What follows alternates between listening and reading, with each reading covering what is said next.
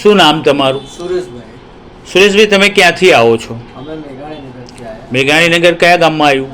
અમદાવાદ. તમારી સાથે પેશન્ટ કોણ છે? અમારો બાબુ છે. મનીષને કેટલા વર્ષ થયા મનીષને 21 વર્ષ થયા. અને એને શું તકલીફ હતી?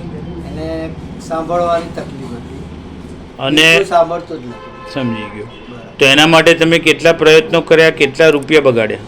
પાછી સિવિલમાં બી તપાસ કરાવી, મશીનો લાયા, એક બે જગ્યાએ દવા કોઈ ફેર પડ્યો નથી. અમારા વિશે તમને કોણે માહિતી આપેલી? અમારા વિશે યુટ્યુબમાંથી ચેક જોયું. વોટ્સઅપમાં આવ્યું હતું ને, બરાબર. એમાંથી બાબાએ કાઢ્યું. અચ્છા, એને જ કીધું આ તમને? એને જ જાતે જ કીધું કે હવે આ જગ્યાએ જઈએ. મેં કીધું ચલો આપણે જઈએ. બરાબર. અને આમાં શું છે કે સાહેબ, હવે આપણી પરિસ્થિતિ એવું હોય તો આપણે ચલો દવાથી અને એનાથી થતું હોય ફેર તો આપણે પહેલાં બેસ્ટ કીએ રહેશે સારું. ભલે 2 વર્ષ કરીએ કે 3 વર્ષ થાય એનો વાંધો નહીં.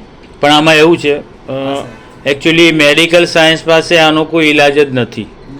તમે સિવિલ અમદાવાદની આખા ઇન્ડિયાના સિવિલ ફરી વળો પણ એમાં કોઈ ઈલાજ થતો નથી. એ ખાલી મશીન પહેરાઈ શકે. બરાબર. મશીન ત્યારે કામ કરે જ્યારે કાન ચાલુ હોય. કાન બંધ તો મશીન બંધ. હવે આજે અમદાવાદ તમે એની સારવાર કરાવી, આજે તમને કેવું લાગ્યું? આ તે કરાય વ્યવસ્થિત લાગ્યું. સાંભળો. થોડું બેન, તમને કેવું લાગ્યું અમારું કામ? સારું લાગ્યું. તો તમારા ચાઇલ્ડ જેવી ઇન્ડિયામાં લાખો બાળકો છે બરાબર. જે આજે પણ નથી સાંભળી શકતા, નથી બોલી શકતા. એમાંથી આ વિડીયો કોઈ જોતું હોય, એના મા બાપ, તો એના માટે તમે શું સંદેશો આપશો? અમે આ જગ્યાએ મૂકીશું. બરાબર. એટલે અમારા ઉપર વિશ્વાસ કરીને એકવાર આવવું જોઈએ કે નહીં? આવું ટ્રીટમેન્ટ કરાવો, વ્યવસ્થિત દવા પાણી બધું મળી જાય. અમે તો સર અમારા સંબંધીમાં જ એક બાબાને આવું છે ને તો આઈને જ પહેલા નક્કી કર્યું મેં તો આપણે સારું થઈ જાય ને એટલે એને બી અહીં લાવીએ. અહીંયા જ લાવી. ચોક્કસ ચોક્કસ લે.